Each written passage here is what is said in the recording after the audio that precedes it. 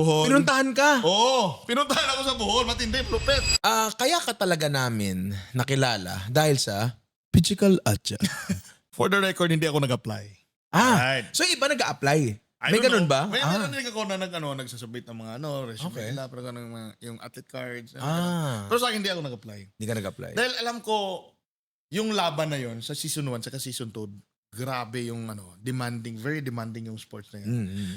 It will test your overall fitness talaga. Tama. Kung kaya mo. And then, sa season 1, season 2, yung unang natatanggal yung malalaki. Yun yung unang tinatarget nila. Dahil alam nila, yes, malakas yan, pero hindi siya ganun ka endurance. Endurance mababa. Hindi ganun ka mabilis. Ganun. Kaya tinatarget sila. Tama. Which is makes sense. Tama.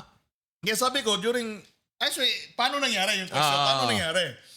Nag-message yung one of the staff nila, 2,000 yung friends, less than 2,000, tapos sabihin mo physical Asia, Netflix. Sabi ko, totoo ba yan? Siyempre, dapat. Oo.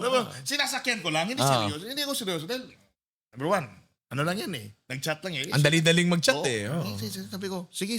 Okay. So, tapos, after a month, eto matindi.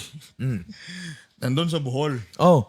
Like, sir, nandito kami sa Bohol. Pinuntahan ka. Oo. Pinuntahan ako sa Bohol. Matindi, lupit. Ng mga Koreano. Pucha. Sabi ko, wala ba akong sinabi na, excuse me, na ganito eh. Oh.